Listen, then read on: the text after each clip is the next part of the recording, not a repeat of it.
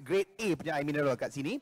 Alright, ladies and gentlemen, before we proceed with our second forum session, dengan segala hormatnya kita ingin menjemput dan mempersilakan YB Nik Nazmi yang sebenarnya ahli politik area saya, Setiawangsa. Dipersilakan YB Nik Nazmi untuk datang bersama dengan saya untuk melancarkan forum kita yang kedua. Give it up for YB Nik Nazmi, ladies and gentlemen. Dipersilakan YB. Dekat area Setiawangsa tak jumpa tau sebab sibuk sangat. Jadi kat sini lah kita jumpa. Assalamualaikum YB, how are you? Alright, jadi YB, we've got a special plant over here. Dan ini adalah sebagai gimmick pelancaran untuk forum kita. Jadi dengan ini, kita nak menjemput YB untuk meletakkan plant ini di butang merah ini. Alright. Tepuk kuat sikit everybody. Alright, dengan ini kita nak jemput semula YB Nik Nazmi untuk kembali di tempat duduk untuk sama-sama saksikan video pelancaran forum kita yang ketiga. Let's go.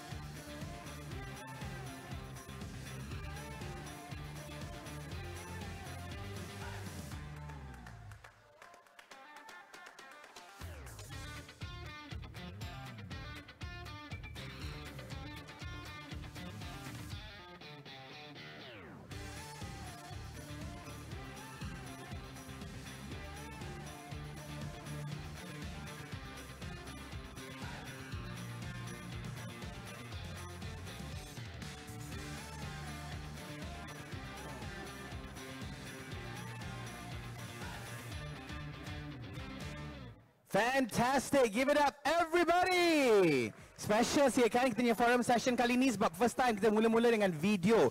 Dan terima kasih diucapkan kepada YB Nik Nazmi kerana melancarkan forum kita untuk session yang ketiga.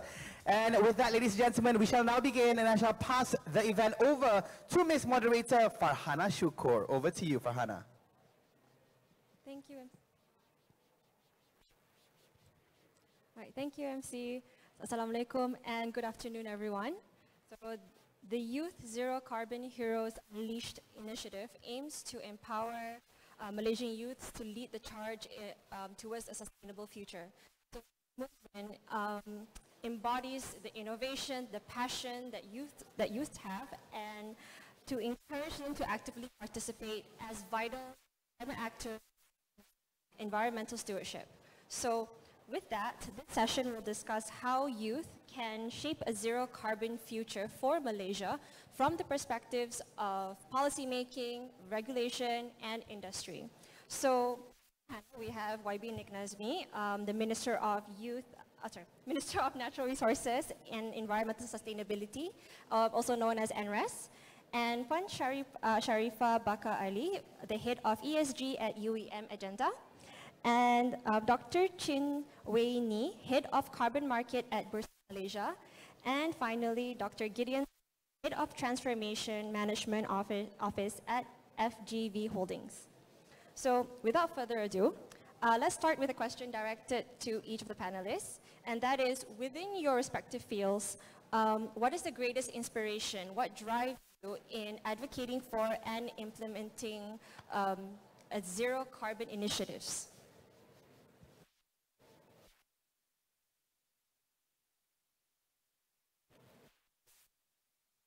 I think for me,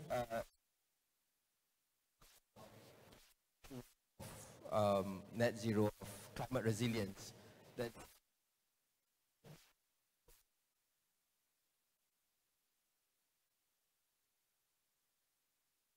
this would be,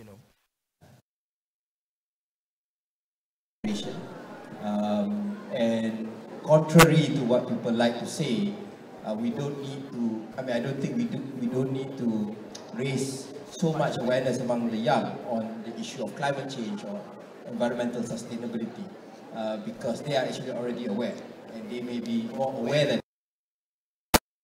I'll give you the example of Greta Thunberg, where it was Greta who actually raised the awareness of her parents on the issue of climate change. So that's my simple inspiration, and I think that really will make you work harder and effectively, trying to deliver those goals when you know that it's your children's survival at stake.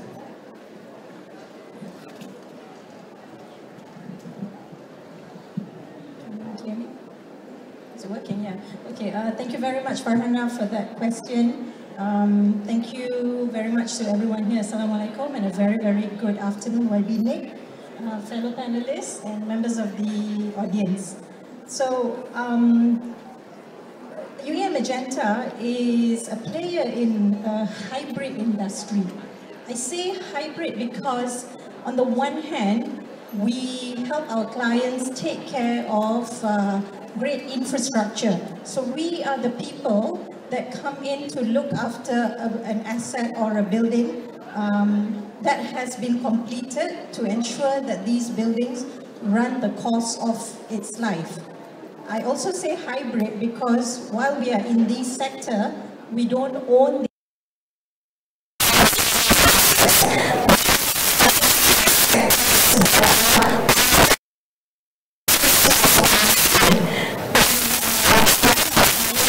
transport sector, we are helping our clients in the building sector, we are in the industrial sector. Now together, all these sectors contribute to more than 50% of the global greenhouse gas emission. So Farhana, for us, there is a big motivation. We have a duty and obligation to help our clients reduce the carbon footprint that these assets leave on the environment. Now, ESG is not just about environment, it is S and G as well. We will not be able to carry out our functions if not for the people that we have in our business, and many of them are young people who have joined our organization. So the S factor is actually equally important for us. And so through practices that we have in our organization, we create a safe working environment for our staff. So with our climate warming up, it becomes more and more challenging for our frontliners to go out there and maintain highways, take care of buildings. We ensure that their safety is protected, that we give them a comfortable working environment. So these are, I would say in a nutshell, the motivation that we have in driving our climate change initiatives. Hi, my name is Waini, and thank you so much, Farhana, for this opportunity, and of course, for the organizer for inviting Bursa Malaysia to this platform. So I think with regards to what drives me in terms of being involved in this particular sector, that response would be a personal conviction to do so. Precisely 20 years ago, I decided to pivot my career so that it actually aligns with my purpose in life. And alluding to what YB Nick Nazmi has said, actually, I looked into the future through the lenses of my two daughters, and they are very precious to me. And I told myself that I really want to, in my very small ways, find ways to actually make the future better and more sustainable for them. And it really started off in a very small measures, and 20 years to today, there has never been any regret. I spent 15 years of my life in New Zealand in the 80s and the 90s. And by the time I leave New Zealand, I can assure you that the glaciers have actually, I've witnessed the glaciers that are receding. In fact, in last December, when I was back in New Zealand, I read in a paper that in 4 decades, New Zealand has lost 1/3 of its glaciers. And Malaysia, we are actually not also immune to actually climate change. We have seen a lot of recent flooding as well. So these aspects of climate change is very real, and it's getting even more real 20 years ago today. I think in this regards, I'm really very fortunate and very blessed that I've served the Ministry of Energy for over nearly 20 years of my life, and slowly, bit by bit, we are actually adopting and embracing climate change in a greater agenda. And I think the voice of the youth today, you play a very important part, because the window to actually close that climate change is very, very small, and we are living in that period of time whereby our action today makes a lot of sense, and we only have a very small window to address that climate change. Thank you very much, Farhana. Okay, hi, my name is Gideon. Good afternoon to Vana, YB, and my colleagues here. So I'm from FGV. So since there are a lot of points mentioned here, right, I will jump straight into the industry perspective. Okay. So speaking of industry, I will zoom into palm oil. Okay, because FGV is agribusiness and palm oil is our main business. So when you talk about this, right, there's one keyword I want to put to everyone. There's killing many birds with one stone. But if you're a vegan, right, you don't like killing birds, so we can say feeding a lot of mouth with one morsel, okay, if you prefer that. So there are three things here that I can mention to you. Why, as an industry, you like to focus on net zero, zero carbon and all this. Initiatives. First is improvement. You see, being in the industry, or anything, even as a person, we always want to make ourselves better, right? Each and every day. So improvement and all that, especially the initiatives, a lot of them actually, it will drive you to zero carbon or net zero, so to say. Because, like, I give you one example. For example, in industry, we use a lot of energy. So energy efficiency, which is one of the pillars under Net Energy Transition Roadmap, the National Energy Roadmap letter. So that is one pillar that supports that. The second thing is, since I am from the palm oil industry, like most, not just for this, a lot of plantation, agribusiness, you will have agri-waste, okay? From all these agri-waste, right, a lot of them actually you can turn it into energy or fuel or other things, for example, furnitures and all that. So if you look in that aspect, right, just to give you examples, like for palm oil, because FGV covers from the estate, actually we cover even further, we actually produce seed as well. From the seed to the estate, mills, crusher, refinery, up to the final product. I do a bit of marketing here, we sell Saji and Sri Plani, okay? So that's our branded product. So the whole chain there, actually each point you can actually do improvement, and also there are waste on this side. I will focus on the mill because you have palm oil mill effluent, you have fibers from, every time you squeeze something out, like your grape, right? You grape juice and pop. So on the palm oil terms, when you squeeze something out, the oil drips out, then you also have the pulp, which is what we call fiber. So all this can be turned into fuel or other things, like what I mentioned. So this is the second point that I have is waste to wealth. Okay. The third point that I'm going to highlight to you is actually slightly longer term. So let's say currently because of climate change, what happened is our palm yield, okay, or any plantation, so to say, is the same concept. The yield fluctuates and most of the time it drops. So why? Because of extreme weather such as flood or drought. Okay. So that in the long run, right, for younger generation, for newer generation, next generation, it will lead to food security problem. So with all this, right, improvement, okay, with the waste to wealth, and also with food security, that's why for these three main reasons that drive for us to go there. Thank you, Chris. So I think this kind of encompasses a very good, I think I highlight basically that motivation, even inspiration can come from within or even from around you. So to look around you in life, are you inspired? Would you be inspired because of your own personal values, by your friends, by your community, or even one day by having a family? Because in the end, yes, as the YB's mentioned, one way of looking at sustainability is resilience. So I think directing a question to YB specifically. So you are a member of parliament and you are also a very vocal advocate when it comes to environmental justice. So how do you translate your policy expertise into actionable youth-led initiatives that drive systematic change towards specifically zero carbon initiatives?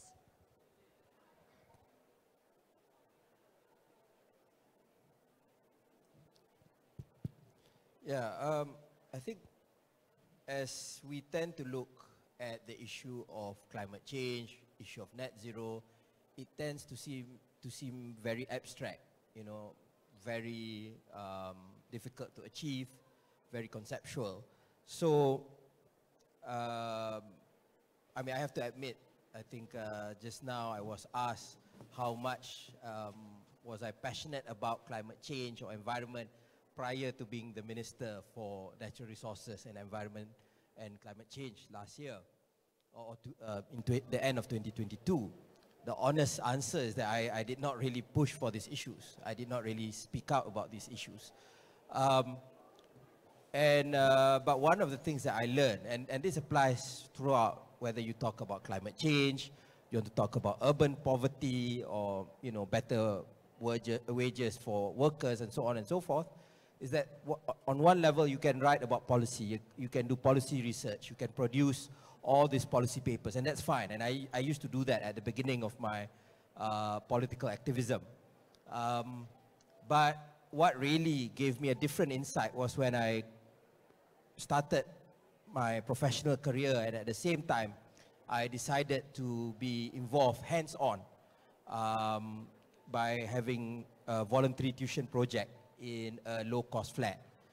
And for me, that was a lesson that I did not get from writing papers or op-eds in websites. Because, and this, I'm not talking about going, you know, to Borneo or the east coast of Peninsular Malaysia. I'm talking about just across the highway in PJ. I'm a PJ boy.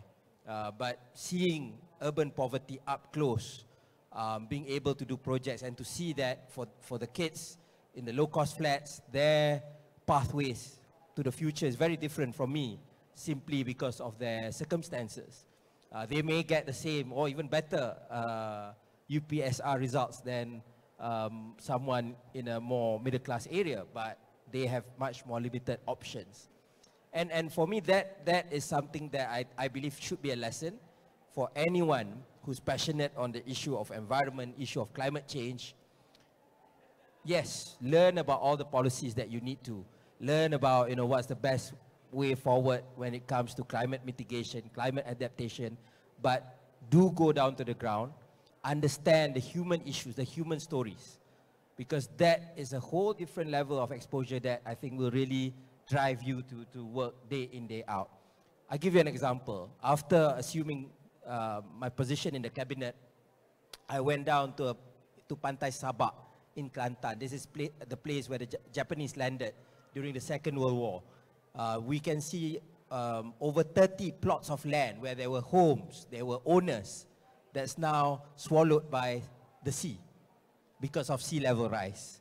I've gone to places in Terengganu where entire beaches have been, again, swallowed by the sea, you know, and livelihoods have been disturbed because of that. So you can see the change, the conflict in real life. I was in Kelantan, in Gua Musang, where the rivers that used to be pristine are now grey. They're not tea-colored yet, but in the place that I went, it was grey, and and at the same time they had floods, but they couldn't get clean water supply. And these are the things that I think people need to know when they derive policy, because we keep talking about a just and equitable transition. Any transition where we want to go towards net zero, we cannot remove the human element out of it. We have to ensure that that transition, it's fine, you know, to tell the people in Taman Tun or in Bukit Setiawangsa for that matter, you know, all drive EVs or, you know, all drive public transport. But when you go down to a different part of the country, you do not have that option, right? So you have to understand that when we make our policy changes. So I think that would be the most important thing, so that when you drive your changes, it will be humane. Because if you follow what is happening across the world, there is a backlash against climate policies. Because farmers, ordinary people, they are feeling that they are being squeezed that by more climate-friendly policies. Like, I think in Germany, the government had to pull back from a policy to introduce heat pumps because that was seen as too expensive. There are policies on water policy in Spain where the farmers were unhappy as well. So without understanding that you will push policies that will then be rejected by the people, then you will not make progress in terms of your climate goals.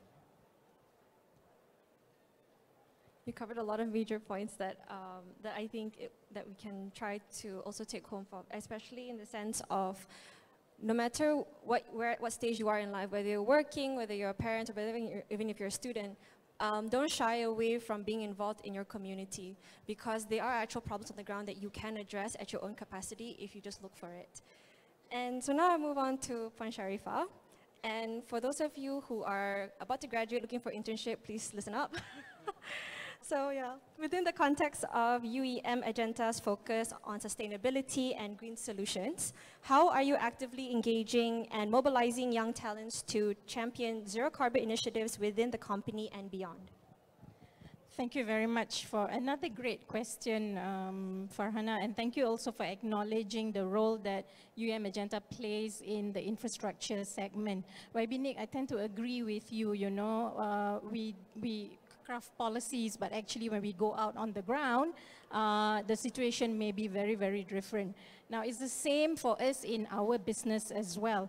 Our clients all agree with us that we need to decarbonize to protect the environment. But then they come to us and they say, this comes at a cost. We cannot afford it. And so we need to have a lot of innovative solutions to be able to help our clients. And this is where we see creativity is an element or an ingredient that we need in high demand in our organization, and a lot of young people are able to bring such creativity with them when they come and join an organization like Magenta. But the fact remains that many of our solutions are very, very technical in nature. Let me give you an example. When you sit in a building like this, the highest cost that comes out is the energy cost. YB would agree with me on that. So a lot of our clients come and tell us that, okay, what do we do to be able to reduce energy consumption? Now we work with our clients to install equipment to rely more on renewable energy sources, you know, like fitting in solar panel.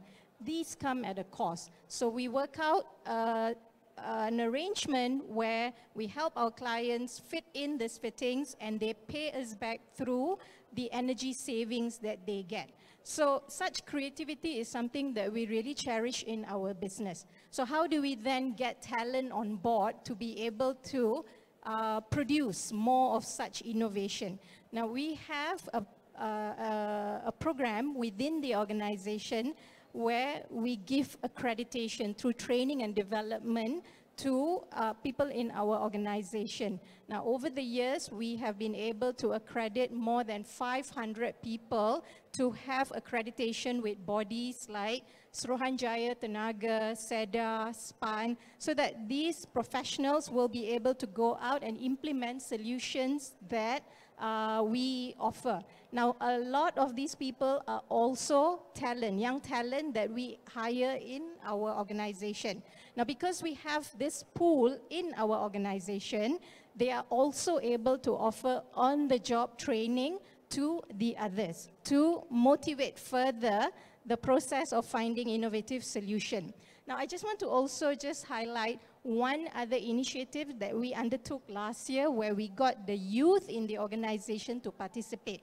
The best way, Dr. Chan, we were talking about this earlier, is to get youth involved in projects. So last year, when we were working on our net zero initiative, our CEO felt that, you know, you need to get the voice of the youth in this. So we drove a youth ambassador program within the organization. We got the youth involved in our net zero project. We called them the Zero Hero. We got them to come and give their views and input on what net zero meant to them, what it meant to Magenta, and what we need to do in order for us to achieve our climate target. It was amazing the ideas that came out. As a result of that youth ambassador program, one of our businesses have launched a community app to enable employees to track the carbon footprint and also use that as a platform to share knowledge on how we all can do our part for the environment. So these are some of the ways that we engage the youth in our organization. All right, perfect. And yeah, so for youths, if you're interested, look it up, Carbon Heroes program at Magenta. Okay, so I think moving on to the finance sector. So the carbon market, it is a new concept. What's the definition? So Dr. Chin, how would you describe carbon market in the most simplest terms? And also, how does the carbon market contribute to our national net zero emissions aspirations? And more importantly, what opportunities for youth are available? So yeah, the carbon market is really a very new concept. And to put it in the most simplest way, it is a trading system whereby what is being traded are carbon credits. So carbon credits are generated from projects that reduces emissions from the atmosphere. So one good example would be like what Dr. Gideon is talking about. In the palm oil sector, the palm oil mill effluent, they emits a lot of methane. So one of those methane capture projects, and methane is actually 28 times more harmful than the CO2. You can actually monetize that carbon credits that's actually been generated or emitted into the atmosphere. Another type of example would be like what Pan Sharifa is talking about. In the past, you can actually generate carbon credits when you actually put solar installation. Yeah, so these kind of projects, when you actually monetize the sales of the carbon credits, then it reduces the cost of reducing the emissions from entering into the atmosphere. And in today's market, there are two types of carbon market. There would be one type that is called the voluntary carbon market, and the other is called the compliance carbon market. Now, in a voluntary carbon market, which is what today we have in Malaysia, companies are not compelled by government under regulations to purchase carbon credits to reduce their operational carbon footprint. They do it to actually on voluntary basis, sometimes of course because for the purpose of actually upholding their ESG obligations, sometimes also because their clients required or the banks required to do so. Now, in a compliance mechanism, one very famous one would be, of course, the carbon tax. You are obliged to actually pay if you actually emit more than you should. Yeah. So now, importantly, carbon market. And this morning, I received actually a UN report, a UNDP report, a global trends report from my boss here that's sitting in front of me. The report is actually a 2024 global trends. The report actually acknowledges that the carbon market is one of the very effective instruments to actually help us to reduce our carbon footprint today. And it does so because it does not rely so much on government financing to reduce our carbon footprint, but it is supported by private financing. In fact, if you look at the World Bank actually mentioned that you can actually cut down the cost of meeting your country's obligation to the Paris Agreement. You can actually cut it down by at least $250 billion up to the year 2030. In fact, in the same UNDP report, Deloitte actually mentions that developing countries by 2030, our carbon market opportunities could be as large as $100 billion. Now, that's more than 50 times of what it is today. So what does it mean to the youth today if you enter into the carbon market as a sector that you want to move into?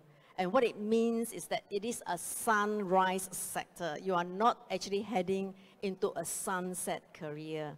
You are looking into a future that is brighter and brighter every day. And from Malaysia's perspective, how does it help? I think even within the voluntary carbon market space, YB Nick Nazmi, he actually launched the Bursa Carbon Exchange on 9th of December 2022. In his announcement, and I still remember 1 year plus, you mentioned very clearly that carbon credits that are produced in Malaysia, even if it's sold to corporates that are outside of Malaysia, it will still contribute to Malaysia's goal in achieving this Paris goal that we have pledged. So that is a very powerful message.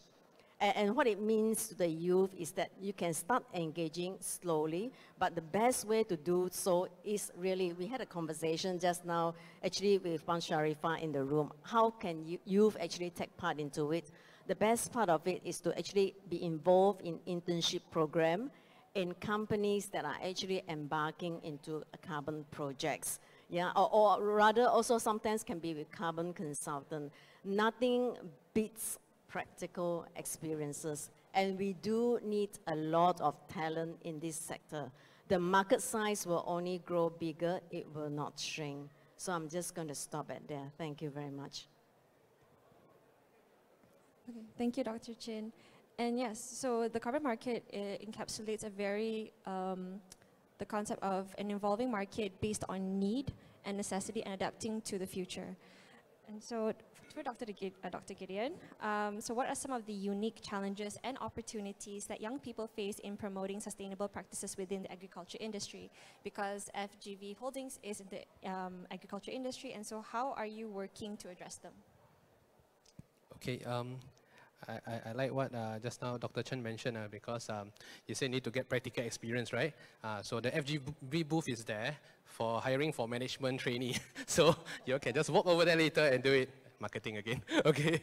So that will be a good opportunity, I agree, to have hands-on rather than just on theory, okay? So I also want to look back at what YB mentioned just now. It says actually awareness is already there with most of our youth, but the main thing is what to do after that, okay? So for that reason, right, FGV actually does a few things. I mean, before this, we actually, during COP26 time, during the same day as the National Environmental Day, right, FGV actually launched something called Right for Climate. So that's one competition that we did. So we did it through competition. And the second thing we did is also with about 26 schools, 500 students, primary school. This one is more on Explorasi Lestari. Okay, Explorasi Lestari. So this one, what we do is we provide some visual aid to allow actually students to better understand and close the gap for all this. So these are all on the knowledge side, Okay, why are we doing that? Because we believe a lot of times people know that there's an issue with climate, but they don't know what to do. So we want to close the gap by making the awareness more, action driven. That's what we're going to do. So we want to reach out to the mind, because we do believe when the mind and the heart is convinced, then the innovation will come out. Okay? So at this point, right, so the one that I mentioned just now on the, what do you call that, the Explorasi Lestari, right? We actually work in partnership with Yayasan Didik Negara and also MOE. So these are the things that we have done, okay, with the youths and also the primary schools. And now what we are working on is actually also communicating with not only our staff, but our staff's children also, okay, through a platform by using comic, to get there. So I'll stop now and pass every one of you one booklet of that. Wait, yeah?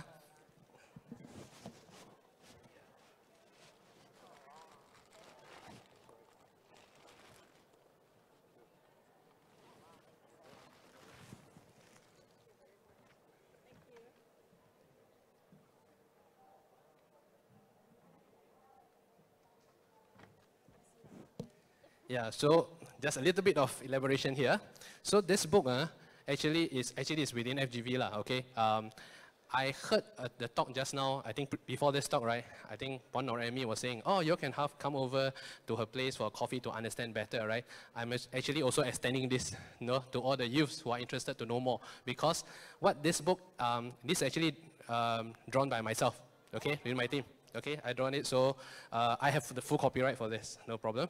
So the details are, my team helped me with all the editing and all that. Okay, so what this book tells is that we introduce what is, very focused on carbon management, what is happening right now, and then it's very dedicated to the supply chain of palm oil only. So it's a very specialized one. It's not a generic one. So most of the people will think, okay, net zero, okay, agriculture, how do we link that together? This is the one. And to make it even accessible for people at the ground, because for FGV we have quite a bit of staff here. We have 50,000 staff, okay, of which 35,000 is actually at the ground. So we put it in 2 languages, bilingual, BM and English in one book, okay. We are not printing it big time. We put it on email blast unless requested, because we are also aware of the paperless trend, okay. So it's upon request. So, but although I can't, give everybody a book, but I'm open, for any youths to visit and also link up so we can actually do a sharing session. I'm at Wisma FGV, by the way. Okay, thank you. Thank you, Dr. Gideon.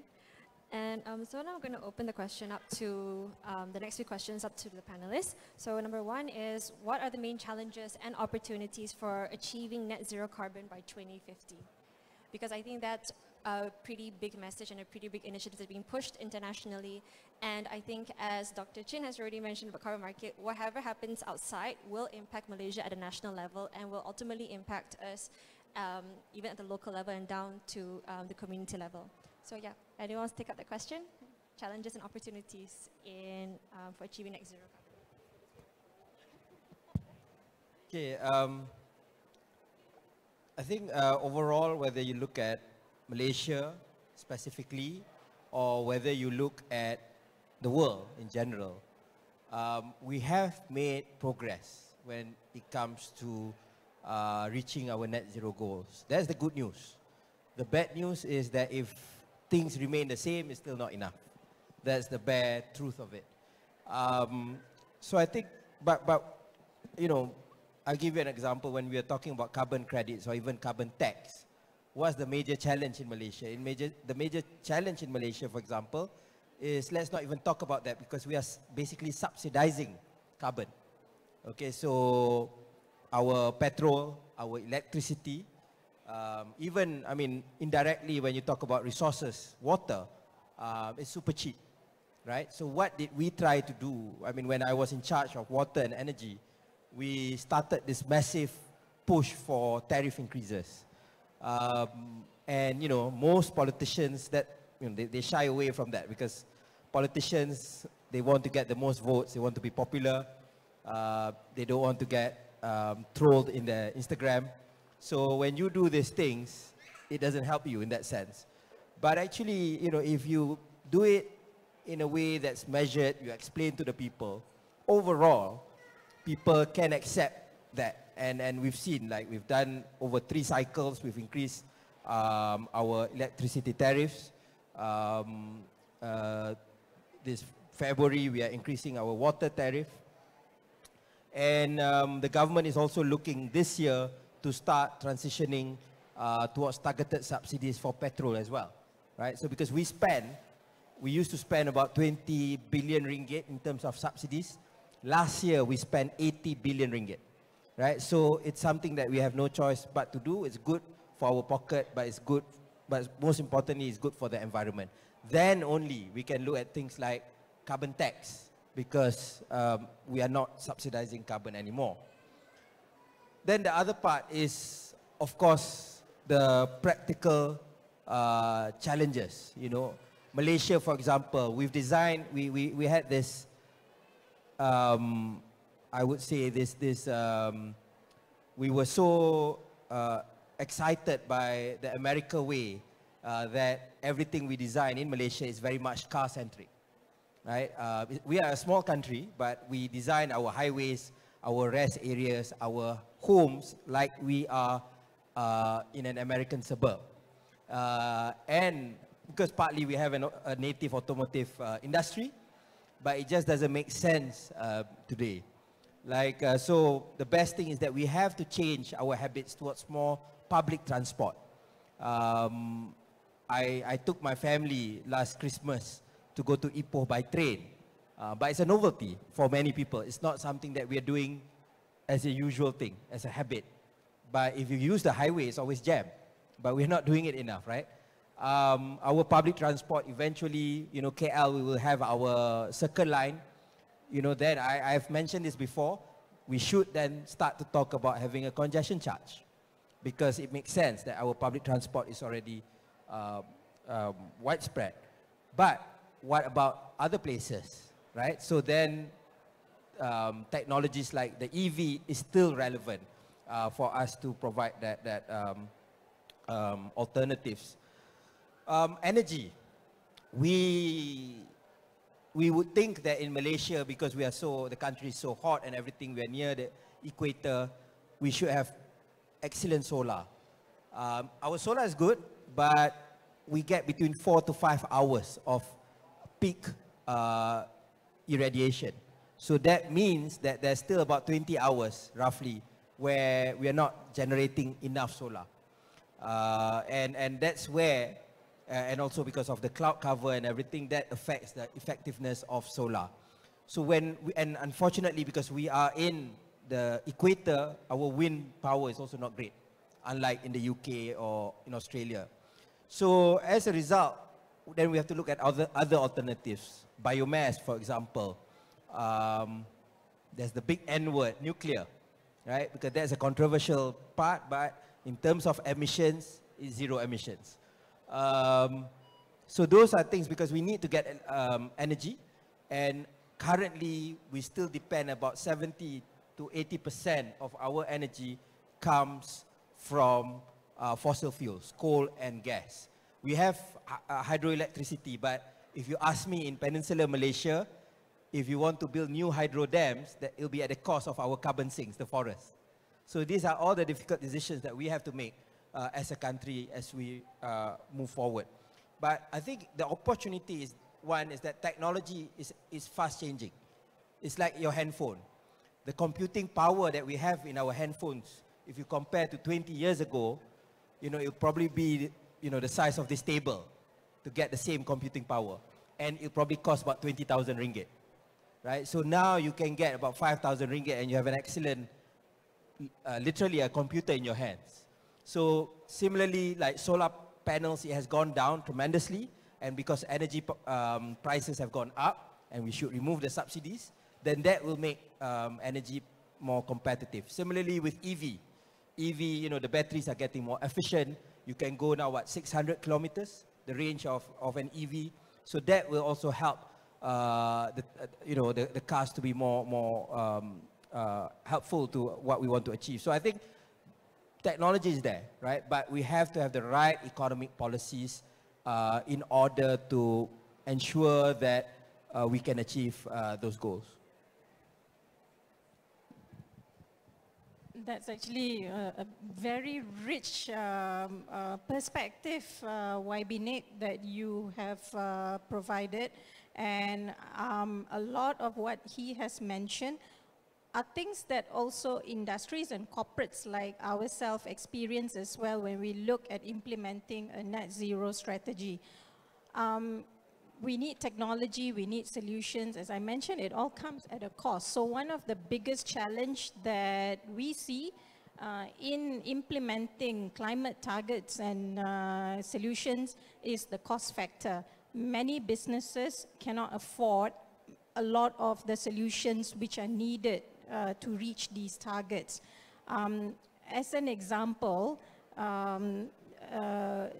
in companies where you need to have budget allocation to implement projects, in general, although they may put down that they need X amount to green their business, what actually gets absorbed is less than 10% even, because there's so many other factors that companies have to deal with. Rising wages, rising inflation. So they're just not able to make that commitment from a financial perspective to meet the targets. And so although we have got that awareness and we know where we need to get to, but the financial resources is a big constraint. And I guess in that sense, what is necessary or what's required to overcome this is for all of us to have a long-term view, because many of these solutions that gets implemented today may not produce the result immediately. So a long-term view is very necessary. Now, the other challenge that we see is that we are really in an alphabet soup. There are more than 300 standards that govern climate matters. And so if practitioners are finding it difficult to understand this, imagine the young people, the youth who are actually looking to come in. Many organizations actually do not even know where to start in charting out the climate strategy, right?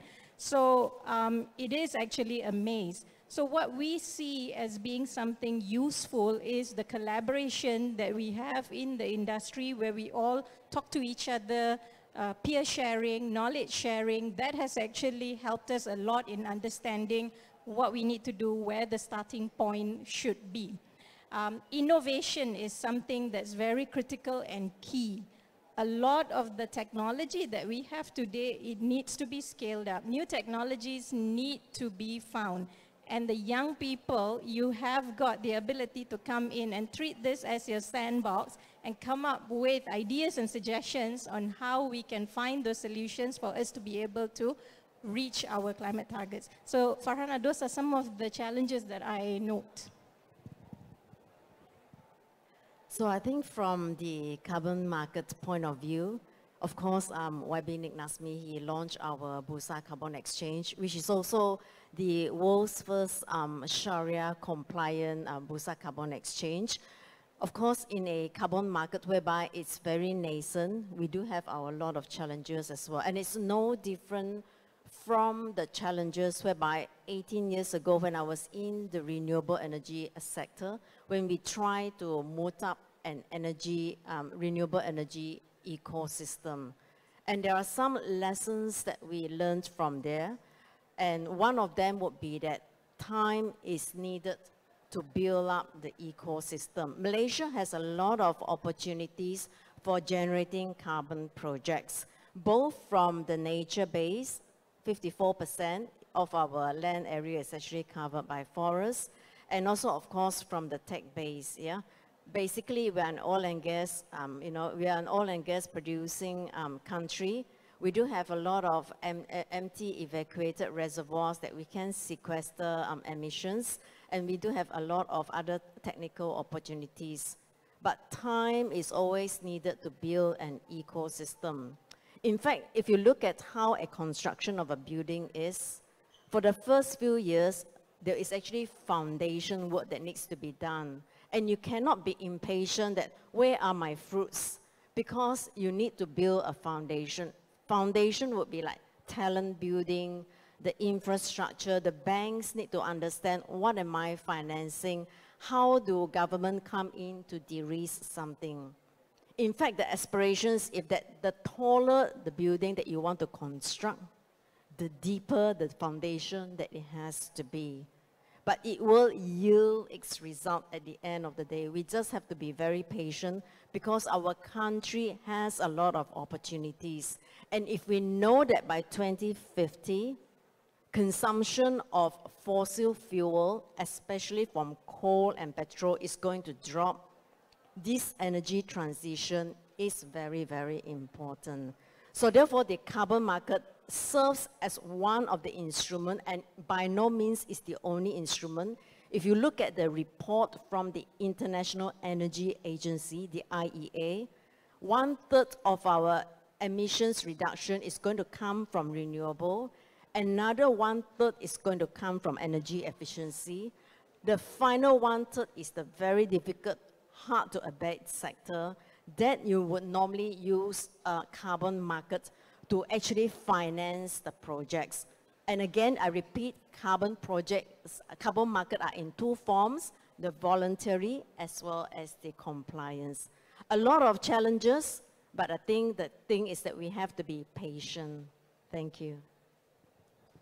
Okay, I was zoomed straight into the challenges on sustainability, but now I touched a little bit on the S, because for agriculture, right, to be sustainable, one of the things is it is quite labor intensive. Okay, so that's one thing. So we also need youth to come in and automate and mechanize this area for various reasons. Besides the sustainability on social side, we are also looking into traceability, because when we have all these things, we can trace with big data and all these things, so it can actually make it more, sustainable in that sense.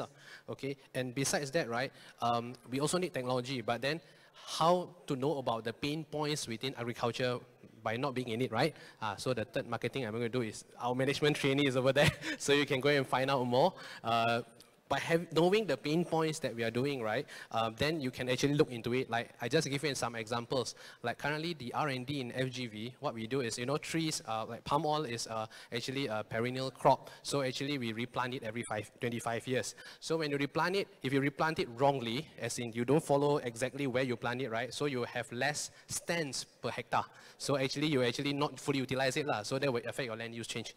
So in order to do that, right, we actually develop a device called geotag. It actually links to GPS, we can know where exactly to plant, so it will sound, so on the ground. So that's one thing. The second thing is all estate activities now is a bit hard to monitor.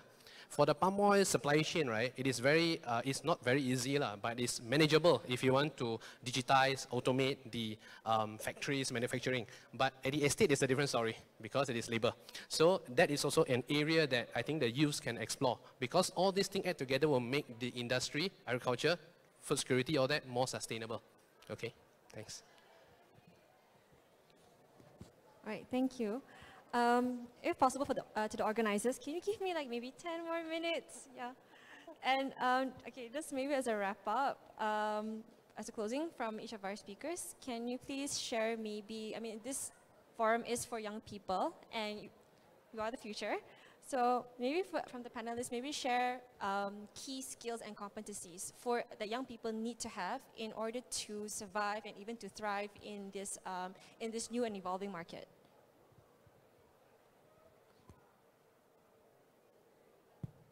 Okay, so that's the last question. Okay. So I think, yeah, it's like everyone I think has mentioned, it's quite an abstract, it's quite a big topic. But actually, if you, you just understand the basic science of it, which is not really super difficult, just to understand the basic concepts. Then you understand about the possible policies that the governments, as well as at the international level, what we are trying to do with regards to climate change, and then energy, transport, building policies, so on and so forth, and also some of the more developing issues, things like carbon market. That can be quite it's an alphabet soup, and also it can be a bit complex, I have to say. But overall, it's not really rocket science per se. It's just basic understanding of the sciences. A lot of it, it has to do with public policy, it has to do with political science, and it has to do with economics, and how do you make things work around it. But finally, and I love this quote that comes from Gus Speth, who is an American environmentalist. Finally, you talk about the science of it, you talk about the economics and the politics of it, but finally, it's nothing to do with that. He said, and I quote, "I thought that with 30 years of good science, we could address those problems, but I was wrong. The top environmental problems are not climate change or biodiversity loss or pollution, but it's actually selfishness, greed, and apathy. And to deal with those, we need a spiritual and cultural transformation. And we, lawyers, I'm a law grad, and we lawyers and scientists, we don't know how to do that." So fundamentally, if you look at all these issues, right, it's not really an issue of science. Science can be good or bad. I mean, we did a nuclear bomb, that's science. Fossil fuel vehicles, that's science, right? EVs, solar power, that's science as well. So that really depends on how you look at the world, and whether you look at a long-term perspective, or you're just looking at short-term profits. So that, I think, is something that we really need to understand, that is at the base of the issue of climate change, issue of environmentalism, if we want to find a solution to it. Thank you. So if YB Nazbe actually touched a lot on the technical skill part, let me try to offer or do some matching from the social part or maybe numerical part. I'm an accountant by nature, so I end up doing a lot of reconciliation. So what I noticed when I started doing this, so I don't have a sustainability background. My evolution was that I started off as an accountant, then I became a banker, and then people like me caused the global financial crisis because we did a lot of securitization transaction. From there, I moved on to do Islamic finance. Then I got into ethical finance, and here I am doing ESG. So what I noticed is that everything that we have in a traditional, conventional system are things that you will need in a carbon economy. Now, if you have got analytical skill that you would previously use to look at, if you look at doing due diligence of a company, for example, you will probably need that skill when you're looking at the business of a company to see how sustainable their practices are. Now, if you come from an accounting background, there's a lot of work that is required to be done in setting up all the GHG emission framework, because that's actually carbon accounting. If you are a banker or you have studied finance, then the treasury departments and all must start getting ready to be able to buy carbon credits. And so you will be able to use those skills in setting up a carbon treasury function.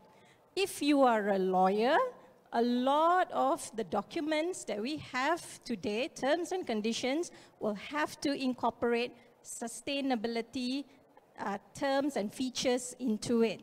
Risk management is going to be a growing sector where you will need to have the sustainability lens in enhancing current risk framework, risk management frameworks. Now, studies such as anthropology, social sciences, psychology, you are going to be highly in demand because the S&G factor will require people with your skills. So that's a little bit of my take of how I would match current skills or current courses available out there in the market to what the market really needs. Thanks, Farhana. Thank you. And Dr. Chin, Dr. Gideon, could you please keep your response to like maybe under a minute? I'm so sorry each. Yes, I'll keep my response quite brief because basically YB Nick Nazmi on his spiritual part of it, I think it's awesome. And of course, upon Sharifah, she's done such a lot of homework on it already. So therefore, it has kept my portion really very simple. And I'm going to come from it from the attitude point of view. I'll leave you with the 3 P's. 1 P, the first P would be purpose. Align your life with your purpose in your life. What are you going to do in your career? Then every morning when you wake up, you will find yourself very refreshed because your career is actually aligning with your purpose. The second P would be passion. In everything that you do, if you have passion in it, you will be able to yearn for that knowledge, and that knowledge will be able to yield the result that your boss is looking for. And the third P that I'm going to leave with you is pivot. Now, if you're going to be in a net zero kind of industry, it is going to be a huge sector. You will be overwhelmed for a start, but don't worry. Start small, start in a small corner, and slowly pivot along the way. And 20 years down the track, I can guarantee you, you will be very, very much sought after. In life, it is not really how hard you work that your employer wants to keep you. But always remember, your employer will value you for how hard you are going to be replaced. Thank you. So you have time for me? Okay, I think Dr. Chen mentioned the point I want to mention, attitude, so I'll skip that. And also with what YB mentioned just now, I agree. So I will just move to the hashtag. Hashtag reaching out for the minds of the youth. Thank you. Thank you. All right. And so just to close, these are the main takeaways that I hope that you guys can take away from this session, which is that challenges differ from industry, and there's no such opportunities and even the solutions have to be fit for purpose. And in terms of any solutions you may find that you want to suggest, look through short-term, medium, and even long-term lens. And lastly, awareness actually facilitates action. So at this fair today and even tomorrow, please engage with other stakeholders here to learn from them and to even to exchange ideas. And with that, please, a round of applause to our distinguished speakers. And thank you so much. Assalamualaikum. Waalaikumsalam. Wonderful recap, Farhana. Ladies and gentlemen, once again, give it up for our panelists and our moderator for this session. And right now, we would love to invite up on stage to present a memento to our guests, Encik Muhammad Kamil bin Munim, the patron of Youth Empowerment Fair 2024. Please welcome Encik Muhammad Kamil. All right, ladies and gentlemen, kita ada cara agak special sedikit untuk memberikan hadiah ini kepada tetamu-tetamu kita. Yang pertama sekali kita nak memberi hadiah kepada YB Nick Nazmi. Dipersilakan, give it up for YB Nick Nazmi, ladies and gentlemen. Dengan schedule yang cukup padatnya, tetap juga he made time to be here at Youth Empowerment Fair 2024. Thank you very much, YB. All right. Thank you very much. Puan Sharifah. Give it up for Puan Sharifah, everybody. I think all of our panelists shared amazing things today. Daripada kita tak faham sangat tentang carbon footprint dan sebagainya, hari ini terus kita well versed, ya. Alright, next up, we shall give the memento to Dr. Chen. Thank you very much, Dr. Chen. And our fourth panelist of the day, Dr. Gideon Tan. And of course, tidak akan melupakan kepada moderator kita juga yang telah membuat satu kerja yang cukup bagus, iaitu Farhana Syukur. Thank you very much, Farhana. Alright, beautiful session. Kita nak kekalkan Encik Muhammad Kamil bersama dengan panelis-panelis kita dan juga moderator-moderator kita di atas pentas for a group photo session together, okay? Can we please get all 1, 2, 3, 4, 5 of you to be on the stage together for a group photo. And by the way, ladies and gentlemen, untuk session kita yang seterusnya, Encik Muhammad Kamil pula akan menjadi panelis ya. Dahsyat. The patron himself, dia lah yang menyampaikan hadiah. Dia juga yang jadi panelis sekejap lagi. Alright, can we take one step forward please? Perfect.